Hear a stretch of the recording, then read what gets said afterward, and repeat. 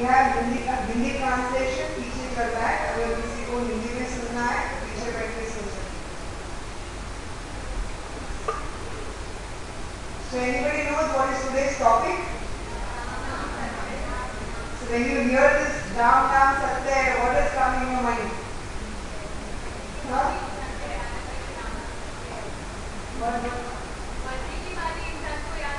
मरने के बाद ही याद आता है कि राम नाम सत्य है.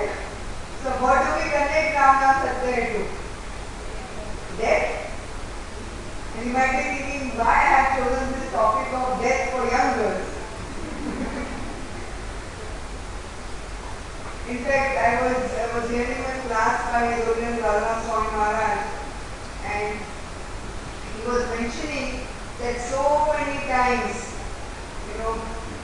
we give different examples in our life. We come across so many different examples where there is an indication about death and we want to avoid it. Right? We want to avoid it. We don't even want to think about it. When you hear about your friend, your near and dear one, somebody dying or even a thought of dying, we don't want to think about it because it is very, very scary.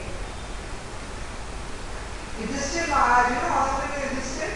Yudhishthira was one of the greatest Pandavas. And Yudhishthira Maharaj speaks about a very, very divine truth.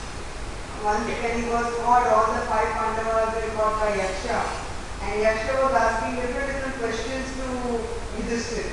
And if you answer this question, then only I will release all your 4 brothers. And one of the questions was that what is the most amazing thing in the world? Which is very, very amazing. And Krishna Consciousness said that actually every day you see that somebody is dying, sometimes neighbors are dying, sometimes some relative is dying, sometimes you hear in the newspaper there was a plane crash, or there is a terrorist attack, people are dying, in different places people are dying. We think others are dying and we feel bad also about others dying, but the most amazing thing is we never think that a death will come to us. Few years back there was a serious made in US where a cancer patient was going to die and he was supposed to live only for 1 year.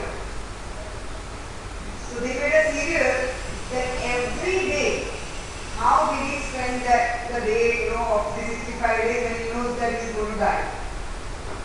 And the serial became such a hit because every show, every week they showed that, he went to this different place, there was a beach, there's a new girlfriend, and how he enjoyed, he ate whatever he wanted.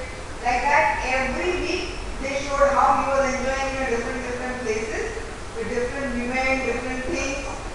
And serial became very, very popular. What happened when serial becomes very popular? They have to extend the serial. So what they have to do here? They have to extend the life of that patient. But does it happen in reality? Madam Shekhar is here, who is ex-dean of AM Hospital. And also Madam Gayatri is here, who is anatomy teacher in Hare Hospital. And they can say that how many times in a hospital the relatives are crying, "Doctor, please do anything but just extend few minutes more. Let my patient live for 1 more year. Take away all my money, all my wealth." But can doctors extend? It's not possible.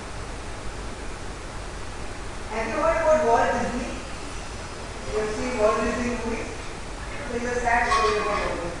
Walt Disney, when he was about to die, he called the biggest and most intelligent scientists, and he told them that I am giving all my money to you and you should do research on what?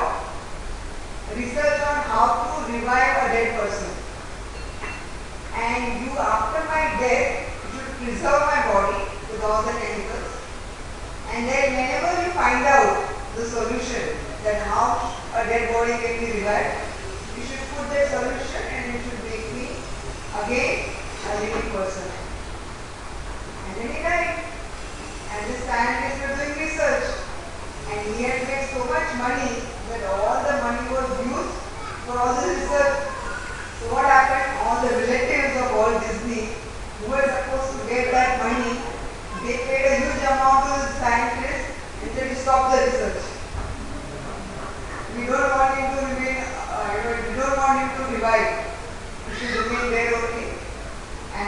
stop the person. So does it ever happen? Has any dead person become alive again after so many years? It's not possible. Alexander the Great, all of you have read about in the history the name of Alexander. When Alexander, he died, he had his last desire. What was his last desire? That when you take me in a coffin, my hand should be out of the coffin. And who should carry me? 4 physicians should carry me. My doctor should carry me. What message he wanted to give? By keeping his hand empty, empty-handed I have come, empty-handed I will go. I am going back empty-handed. I cannot take anything with me. And even though I was the most powerful, most successful man, the greatest physicians on the planet Earth could not keep me alive. I can tell you once I was hearing a class and the speaker told that I am an astrologer and I am predicting that all of us will die in 7 days. And I was thinking, why did I come to this class? He's telling me that I am going to die in 7 days. Saying, yes, all of you are going to die in 7 days. I was very shocked. And after some time I said, yes, either you will die on a Monday or a Tuesday or a Wednesday or a Thursday or a Friday or a Saturday or a Sunday. Which date, which year we don't know. But any of these 7 days, any one of us will die. We use the word as sure as death. Because death is very, very certain. I remember in Cooper Hospital, my first medical emergency, second MBBS. And we had a patient in the afternoon of a snake bite. Cooper Hospital is in Parla, so a villager was brought for a snake bite. And then we were, our housemen and our superior seniors, they were trying to treat him. To treat a snake bite, you have to give antivenom. And what is the antivenom? It is the thing which will actually, whatever poison has gone inside, counteract. Before giving the antivenom, what you have to do is, you have to give a test dose. So when you give a test dose of antivenom, if the patient survives after that, there is no reaction, then you can give more antivenom. So we gave a test dose and patient was okay, he was very peaceful, happy, laughing. So then we started a main injection of antivenom. And my seniors went to the canteen because it was afternoon time to have a tea and I was a junior once I was told that you sit here and if any emergency you give us a call. That time there are no mobiles. You just give a call on the canteen and just inform us. And after some time, I was observing that this particular patient started gasping for air. He became very breathless.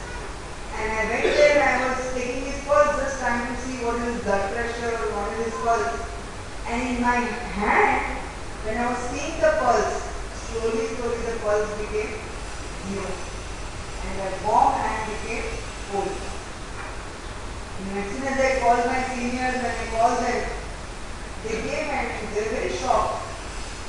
You know why that? What was the reason of the death? The person had not died because of the snake bite, but he died because of the reaction to anaphylactic shock because of injury, which occurred much after what was written on the ampule. That test only for half an hour, it happened after some time. So we can see that death can come at any time, it can happen to anyone. Srila Prabhupada tells a story that there was a man who was very scared of death. He never wanted to die. So somebody told him that if you apply stool all over your body, the Yamraj is a Brahmana, he will not come closer to you. So every day he started applying stool over his body. Then he became old, thinking that Yamraj will not come. And guess what happened? Still died. Because death can come at any moment and it will come as soon as your time is over. It is time to go. In last 1 week, India has experienced death of one of our ex-president of India. And all of us are understanding Dr.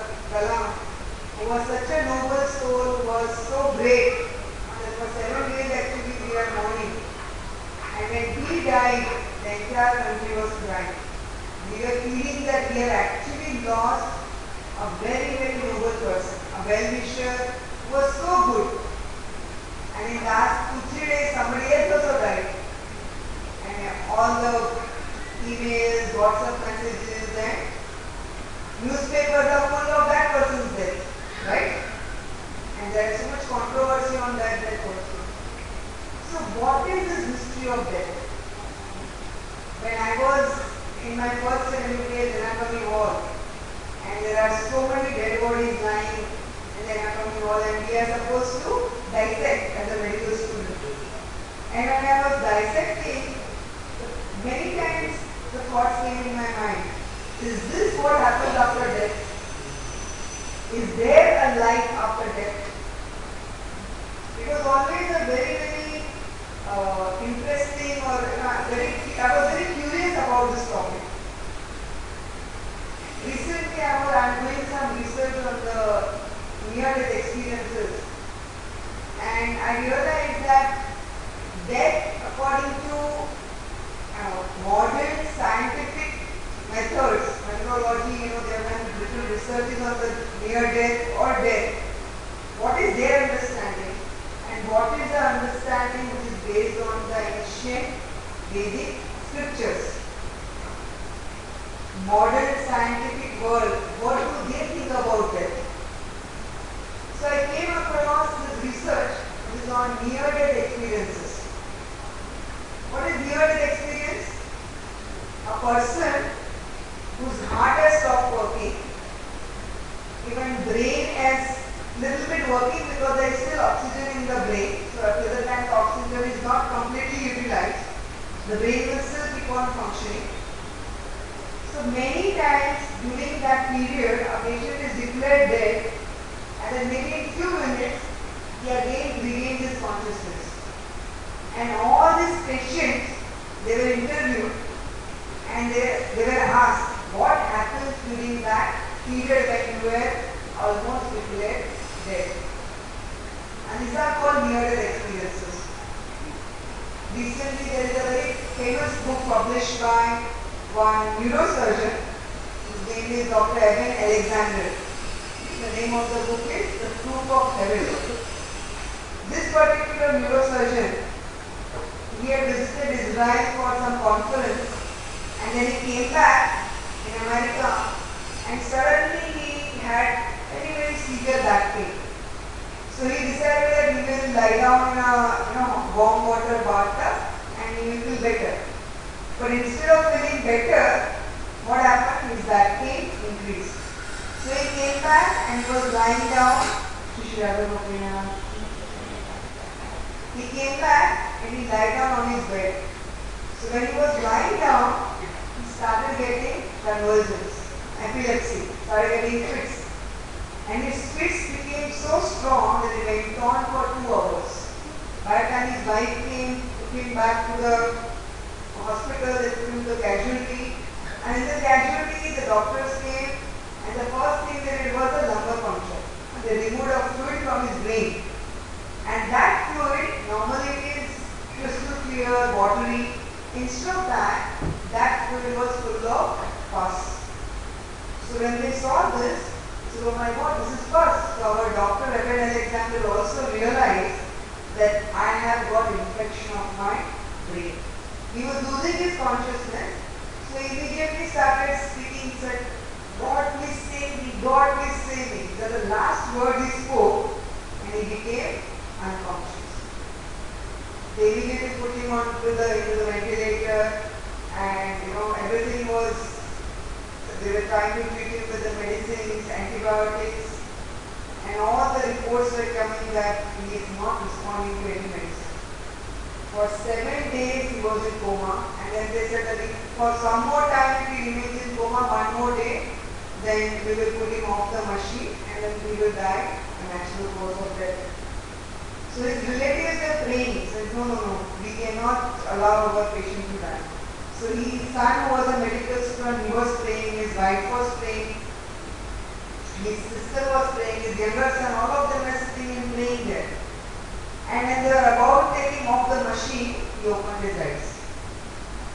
To everyone's great surprise, he opened his eyes and he started talking. He said, as soon as I said, God please save me, he said, I came out of my body. I saw actually my body lying down. And the first thing I started thinking is that so many times in a hospital, in an operation theatre, I have declared a patient dead when the brain stopped functioning. And today I am seeing that I am still alive. That means somebody higher than the brain controls the body. And what is that? That is the consciousness. And then he describes that suddenly he saw the darkness, some different looking people, and then an angel came and took him to a higher place. He was flying with the angel to a place, and he was seeing there were cows were grazing, nice fields, there were people who were talking in different language, speaking different things, wearing different types of clothes, eating different type of food.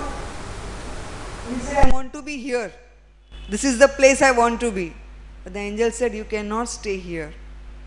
You have to perform lot of good activities to come here. Now it is the time to go back. He said, no, I don't want to go back. He said, no, you have to go back. And when he was coming back, he could hear the sound of the prayers made by all the family members. And then he entered the body. And he says that I am a neurosurgeon who did not believe so much in God, never believed in a life after death also. But after this experience, my life has completely changed.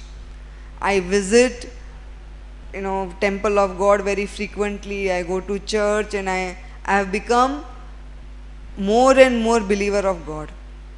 So this research, another research which was done on near-death experiences, and where around data was collected from almost 1,000 patients, 1,000 plus patients.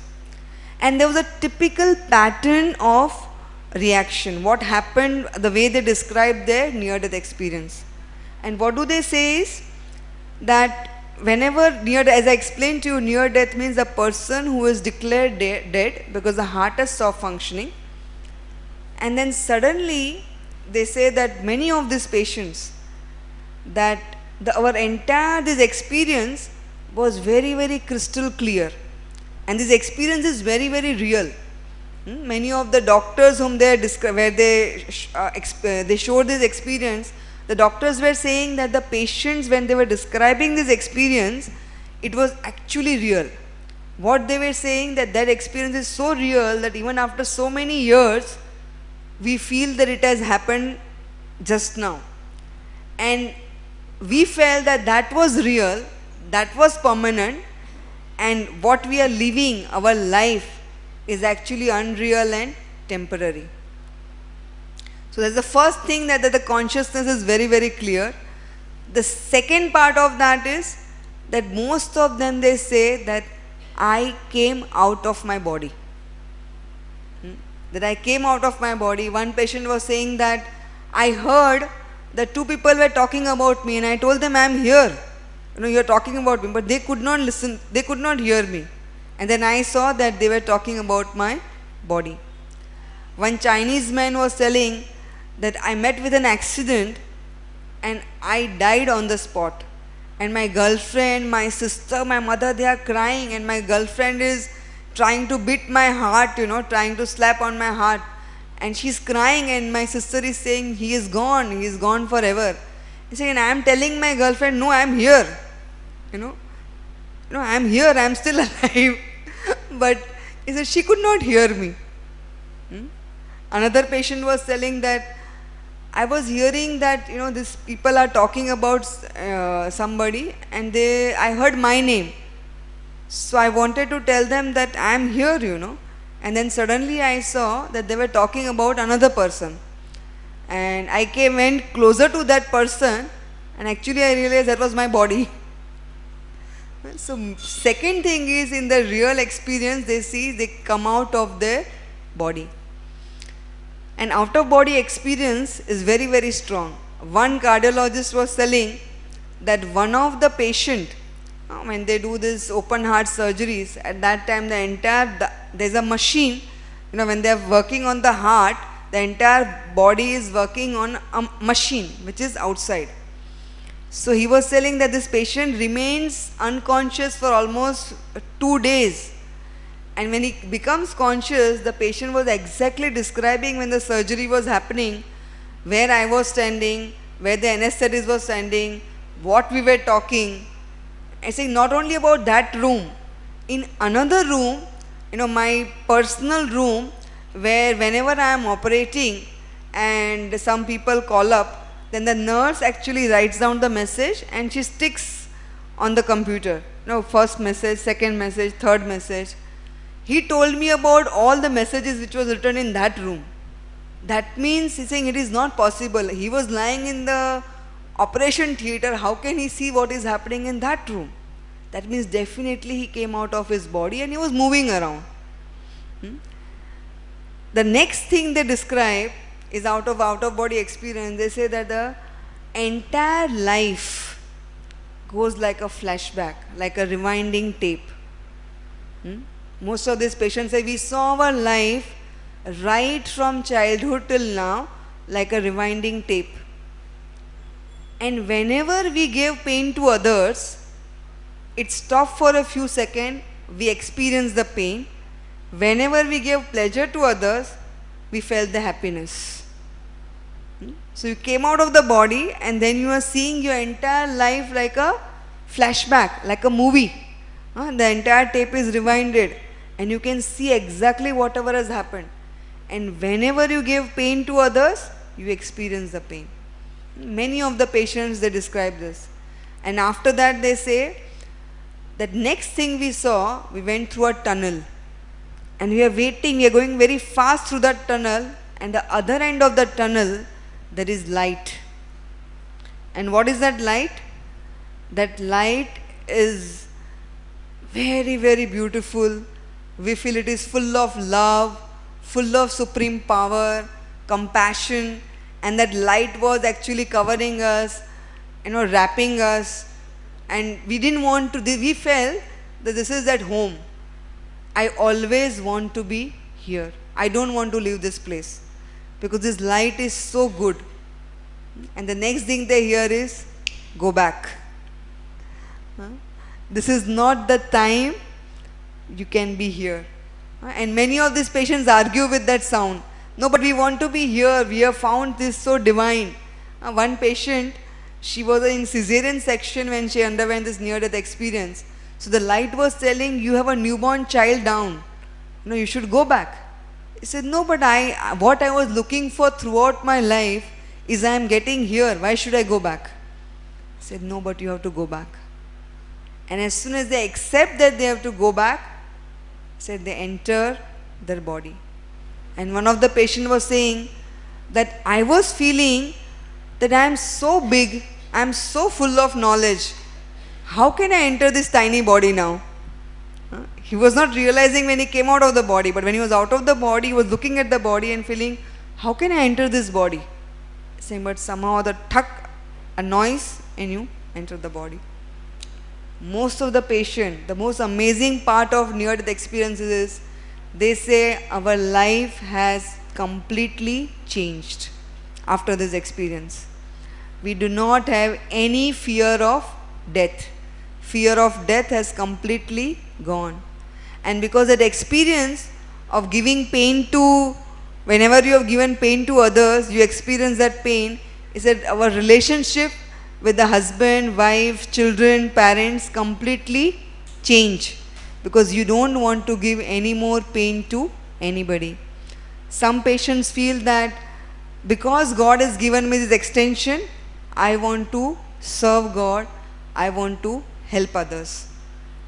Some of the patients feel that because I am a tiny spark who is part of that light, so I want to go back to that place. So now I want to find out how can I go back to that place, how can I go back to that light. Some of the patients, they start talking about yoga, meditation, astrology. One American patient said, I have to go to India now to find out what should I do now. And one of the patient was saying that actually I realized that I am a small spark of that big light and I have to be connected to that light. So all the spiritual practices we do is actually to awaken that small spark. So I must perform lot of spiritual activities and I should become very, very conscious of my surrounding. So this is what a modern scientific research about near-death experiences talks about what happens after death. So what is the conclusion of this research? That there is something higher than brain which controls the body. And what is that thing? That is the consciousness. And they also say there is a presence of soul. Because soul who is coming out of the body and experiencing thing. Also this research proves that your every action has a reaction. If you perform good actions, there are good reactions. If you perform bad action, there are bad reactions. Now let us understand what does our ancient Vedic scriptures, they talk about death. In Bhagavad Gita, there are so many shlokas which explains about who are we. Most of the time when we talk about who are we, what do we say? I am Sonal, I am Sheetal, I am Meena, I am Tina. But are we actually these people? Or we are residing somebody in this body? What do we say? I hand or my hand? My hand. I head or my head? I body or my body? My body. So whose body is this? There is a soul residing in this body and this body belongs to that soul. We have, Prabhupada gives a very famous example of car and driver. What is a famous example of car and driver? That as a car has 4 wheels to run, we have 2 legs to run. Car has horn, we have a mouth to speak. Car has front light, we have eyes to see. But unless and until somebody sits in the driver's seat of that car, the car cannot function. Similarly, our body cannot function till the time there is presence of soul. Many times when we say that a person is dead, in Gujarati we say Gujri gaya, Chali gaya, Varle. Who has gone? The body is right in front of you. Somebody who was giving life to that body has gone. So Bhagavad Gita says, Dehinosmin yatha dehe kaumaram yauvanam jara tatha dehantara prapti dhiras tatra namuyati. If you put your pictures right from childhood till now, do you look same? You look different in every picture, no? Right? But still what do we say? This is my picture. So body keeps on changing, but the soul doesn't change. Similarly, at the time of death, the body can change to another body, but soul remains same. And that is why many of us, even though we have not died in this life, we feel scared of death. Do you feel sometimes scared of heights? Somebody sometimes feels scared of water. Somebody feels scared of fire. Why? Have you fallen down from a very great height? Have you drowned in water? Still, why do you feel scared? Because the mind has already captured the memories of previous lives. In the previous lives, how the way you have died, those memories are still there in the subtle mind, subtle body. And that is why we feel scared even in this life. Bhagavad Gita also says, where does the soul reside? The soul resides in the region of heart. And that's why many times when the patients have cardiac arrest or the open heart surgery, these are the patients actually who experience near death or out of body experiences. What is the size of the soul? 1/10,000 the tip of the hair. So very, very tiny. And a tiny ant or a big elephant, the size of the soul remains same. It doesn't change. And does each one of us have a soul? Yes, and each one of us have a different souls. So Bhagavad Gita explains this in great detail to us. The nature of the soul is Sat Chit Ananda, always blissful, full of knowledge and eternal. Krishna also tells in Bhagavad Gita, Yam Yam Vapi Smarana Bhava. Whatever you think at the time of death, that will be your next destination. And Krishna also says, Antakale cha mameva smarana muktva kalevaram. If you think of me at the time of death, you will come back to me. Janma karma cha me divyam evam yoveti tatvata tyaktva deham punarjanma naiti mameti so Arjuna. That one who understands my appearances and my leela, the reason of my appearance and my leela, he doesn't have to come back again in this world. So our scriptures tell us that this body is special because there is presence of soul, and there is presence of something else besides soul, that is Paramatma. Anybody, however beautiful the body is, however famous the person is, however great the scientist, whether Einstein, Newton, or whoever it is, greatest personality in this planet, as soon as they die, as soon as that spark leaves the body, what do? Either bury or burn. Till the time that spark is there, that life is very important, that personality is very important. But as soon as that spark is gone, that same body is of no use. So it is presence of the soul and presence of Krishna as Paramatma in that body which makes that body very, very special. There is a story in Mahabharata that after the battlefield of Kurukshetra was over, Krishna asked Arjuna. Krishna was driving the chariot of Arjuna. So Krishna told Arjuna, please get down. So Arjuna said, no my lord, you get down first. He said, no, you get down. So like an obedient servant, Arjuna got down. And then Krishna got down. And as soon as Krishna got down, the entire chariot collapsed and became into powder. And Arjuna was shocked. He said, my God, how did this happen? And Krishna said, because I was present during the war on this chariot, so many arrows had attacked. But because of my presence, nothing happened to this chariot, nothing happened to you. But as soon as I got down of the chariot, this chariot has collapsed. So till the time the presence of soul and the presence of Krishna is there, this body has any meaning. How much time we spend over this body? Nail art, hairstyles, different shampoos, different makeup, so many things. How many hours and hours we spend over this body? But as soon as the person is dead, even the closest relative says after 6 hours, let us take the body out. And when they burn, the first thing which burns is the hair. How many amount of shampoos and oils and conditioner we have spent over that hair, but everything vanishes so fast. This body is actually gift of God. It should be used in the service of God.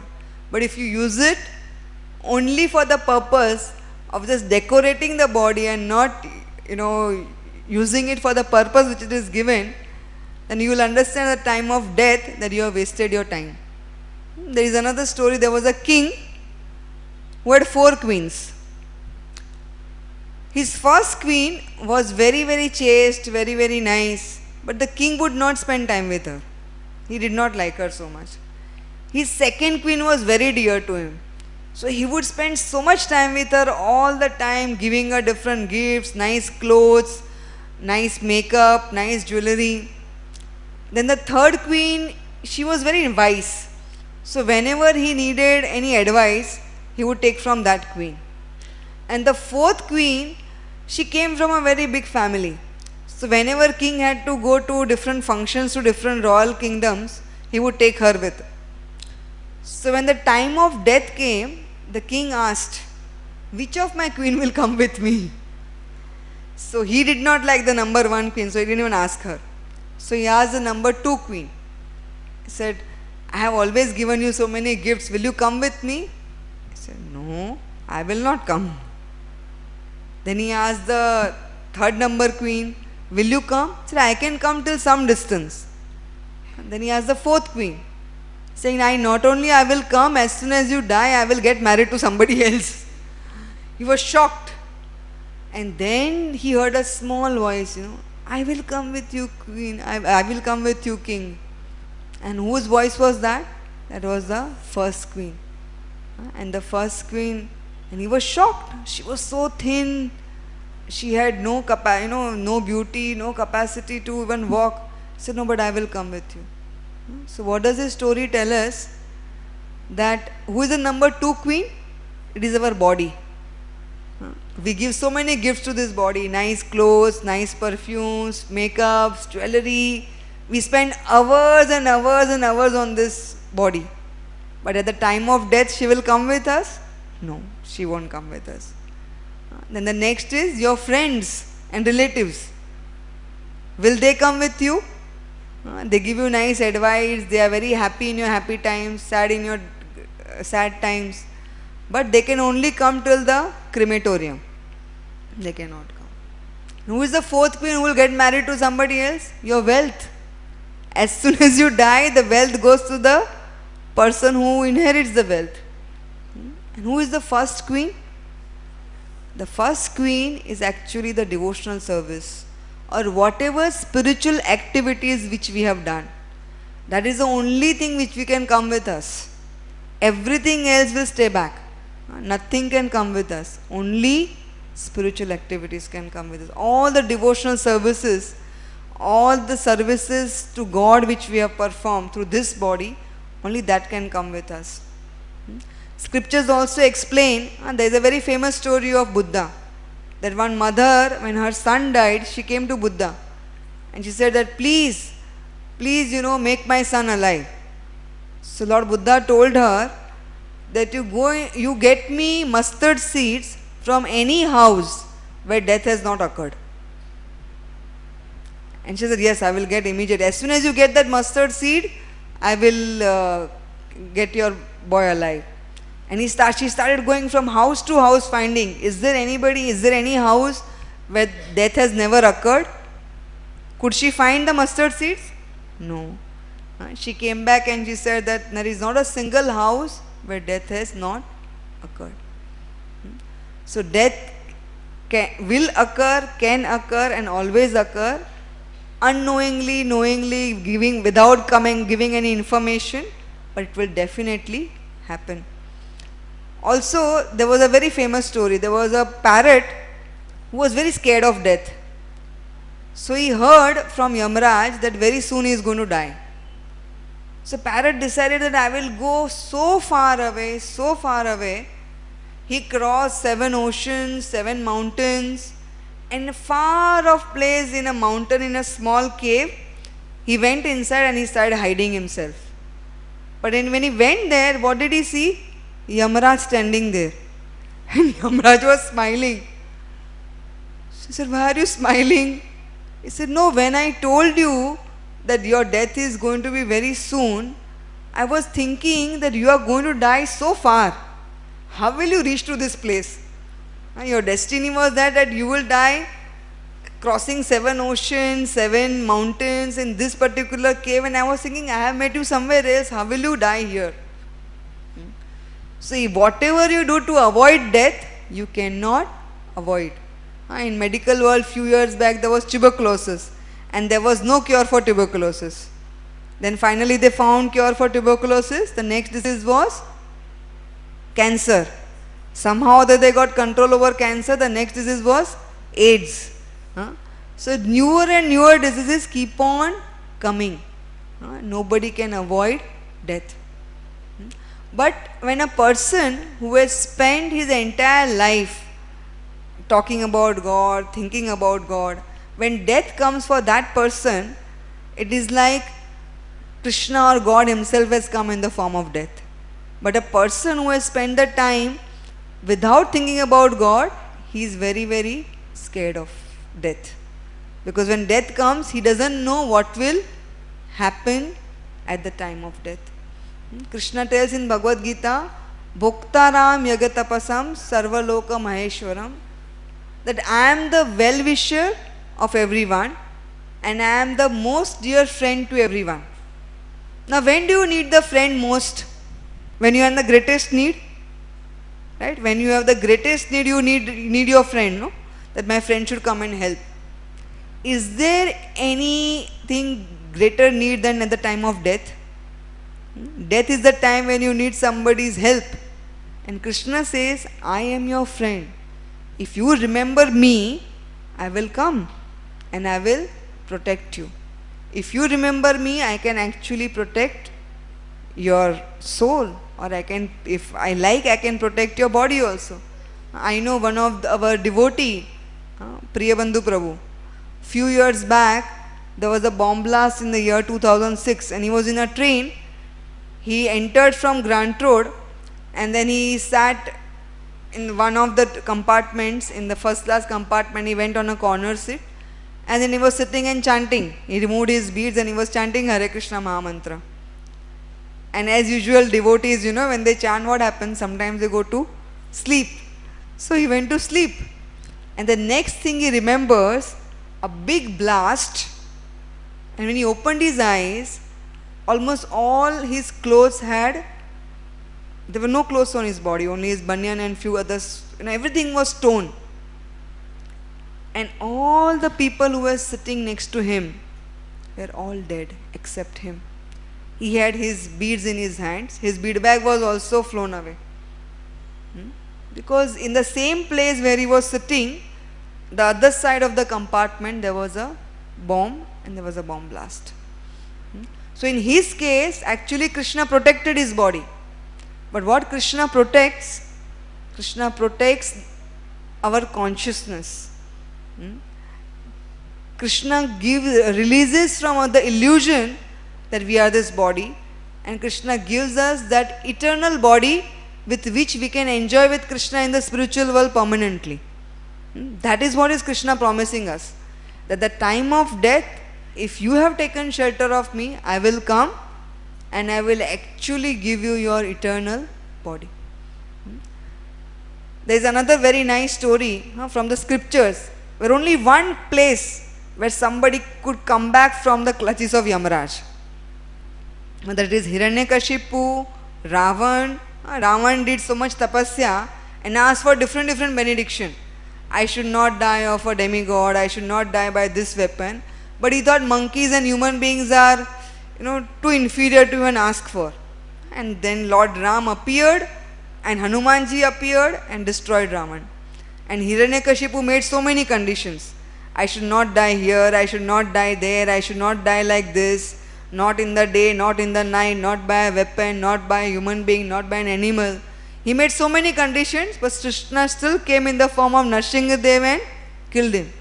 But in this particular story, which is very, very applicable to all the young girls, somebody actually died, but because of her power, he came back. And this is a story of Satyavan and Savitri. Savitri was a princess, and Satyavan was a prince who actually lost everything. And Savitri wanted to marry only Satyavan. So when the marriage was fixed, it was told that very soon Satyavan will die. So her parents told her that please don't get married. She said, no, I want to marry him only. And then she knew the exact date when he was going to die. So she went with him in the forest, and suddenly he was bitten by a snake and he died. And Yamaraj was taking the soul of her husband away. And Savitri started following Yamaraj. And Yamaraj said, you cannot come behind me. I am taking the soul of your husband away. And she was very gentle. She was very pure because she was very chaste. Now we must understand, for a woman, her chastity is very, very important. When we are chaste, we have purity. That purity actually gives us power. In case of men, when they practice brahmacharya, they get a lot of spiritual strength. But in case of girls and women, when they are more pure and more chaste, that's the time they get lot of spiritual strength. So Savitri had a lot of spiritual power. That's how she could see Yamaraj. And finally Yamaraj was very pleased. So she said, I cannot give you your husband back, but ask any benediction. So what benediction she asked? Then let me have 100 sons and stay in a palace of my, my husband's palace. And he said, Tathastu. And then he was going away. He said, how can I have 100 sons without my husband? You have to give my husband back. So this is one time when a chaste woman got her husband back. We are not saying that you become chaste to get something like this, but purity is very, very important for girls. Also Krishna and Balram, they themselves got Sandipani Muni's children. When Sandipani Muni was their guru, and Sandipani Muni asked in Guru Dakshina that please get my, he had few sons who were dead, saying please get them back. And Krishna and Balram could got them back. Srimad Bhagavatam explains two very beautiful pastimes. One is in 6th canto and one is the 1st canto. First canto is about Parikshit Maharaj. Who was Parikshit? Parikshit was actually son of Abhimanyu and Uttara, and Abhimanyu was son of Arjuna and Subhadra. And so Abhimanyu was nephew of Krishna. So when Parikshit, he became the king after Yudhishthir Maharaj and the Pandavas left, he was ruling all over the world and he was very powerful. And one day when he went in the forest, he became very thirsty. So he went into the ashram of one rishi, and the rishi was sitting in meditation. So he asked for water, but the rishi could not give water because he was in deep meditation. Somehow, for a spur of a moment, he became angry, and there was a dead snake which he put around the rishi. And when he was leaving, he was feeling very bad that why did I do this? And I am very soon going to get the reaction for this. And the son of the rishi, Shringi, was playing somewhere. And as soon as he heard that my father has got this dead snake, immediately took water and he cursed the king. What was the curse?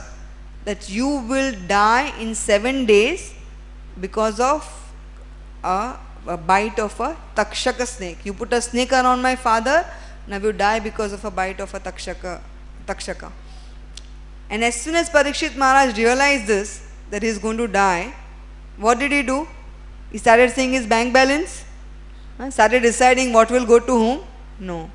He immediately went on the bank of Ganga. And all the sages from all over the planet came. All wanted to help him. And Shukdev Goswami was chosen.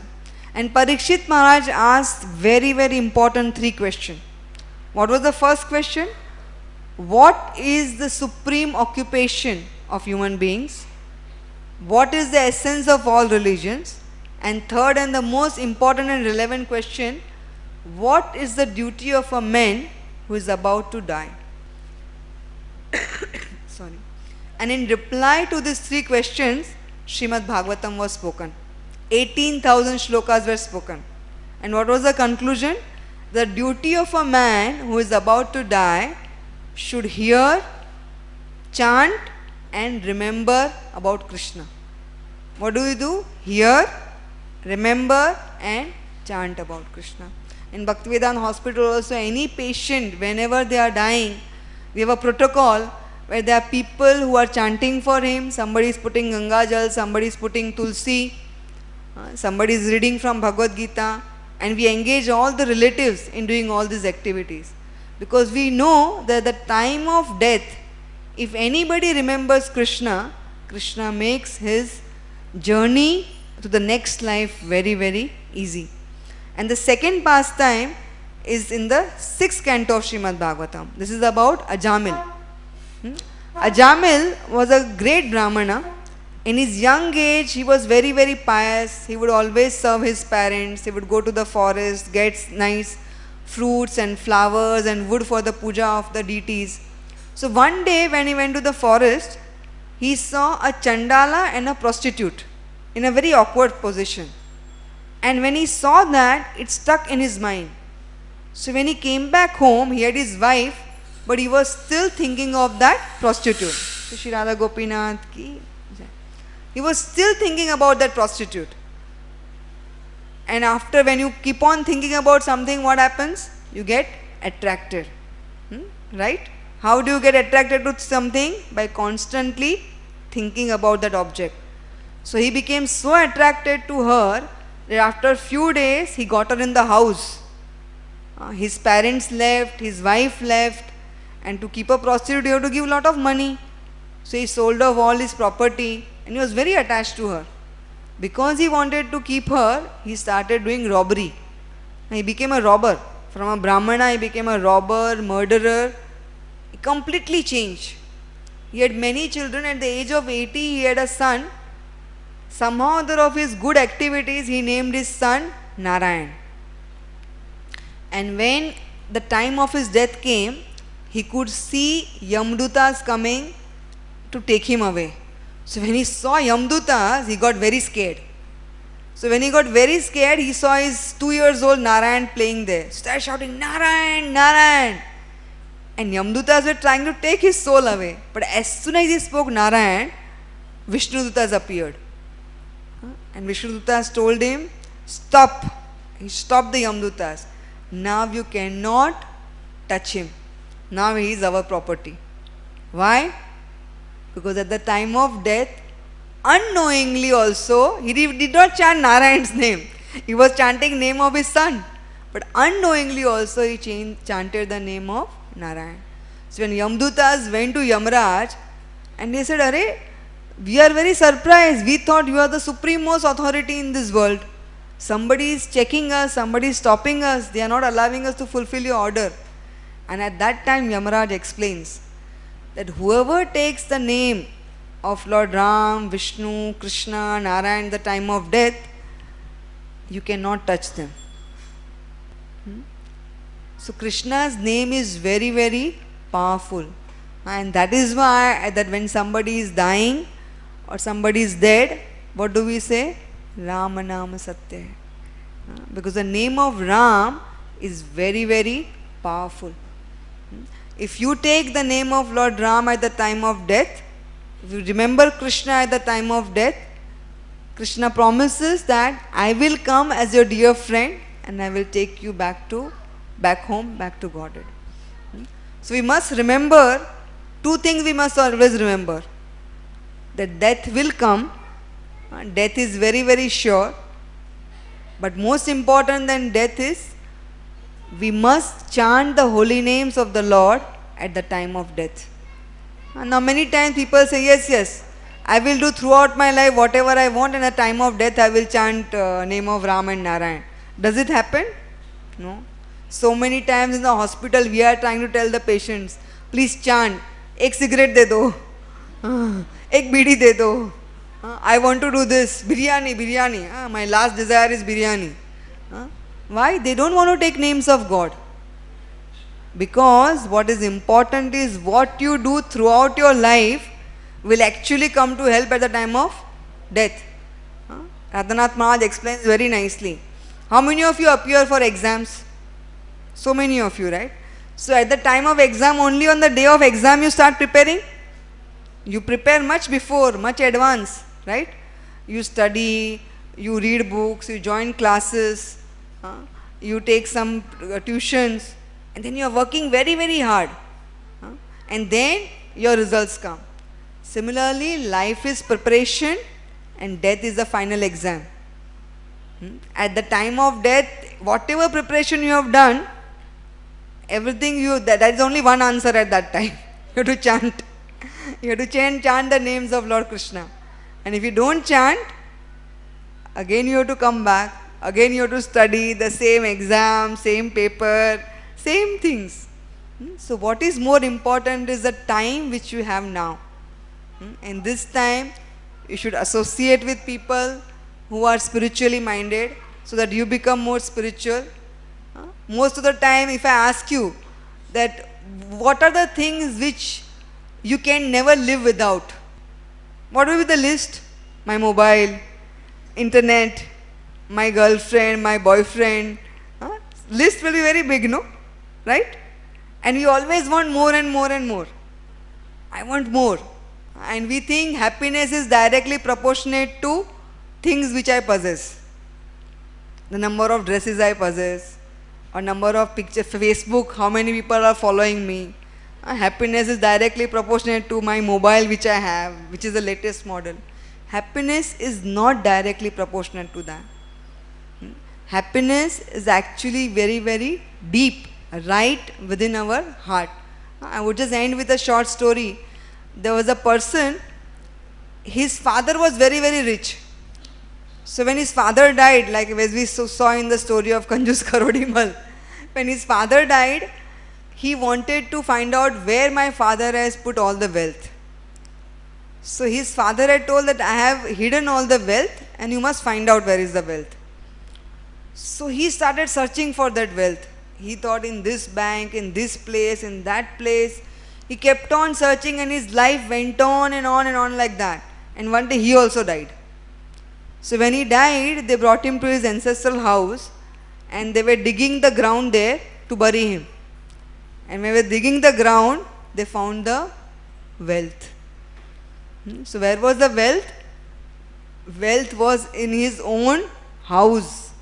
And he was searching for it at so many other places. Similarly, dear friends, the spiritual wealth is right within us, within our heart. Krishna is sitting as Paramatma within our heart. And he is such a friend that whether you are in a body of an ant, animal, plant or a human being, he keeps on coming with you every time. For what? To remind, please come back to me. Please come back to me. Mundaka Upanishad explains that there are two birds sitting on the same tree. One bird is busy eating different fruits and sometime he gets the sweet fruits, then he thinks the next fruit also will be sweet. So keep on trying different fruits. But sometime it is bitter, sometime it is sour, in between it is sweet. So keeps on trying. And what is the other bird doing? Just waiting and watching this bird. That what is this bird doing? And what is he waiting for? When will this bird turn and look at me? So Krishna is always waiting in your heart. And today is very happy that all of you have come to temple and you are hearing about him. And maybe you are trying to look towards him. So if we, see there is a birth date and there is a death date. And in between there is a dash. So what is important is, how do you master that dash? How do you live your life in such a way that the time of death you can remember Krishna? Because the only truth is the name of the Lord.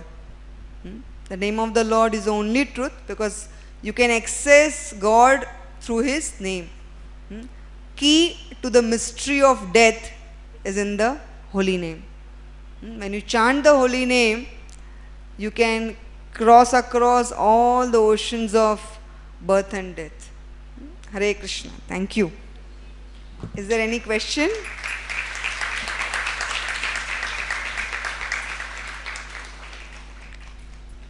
Do you have any question? Did you get scared?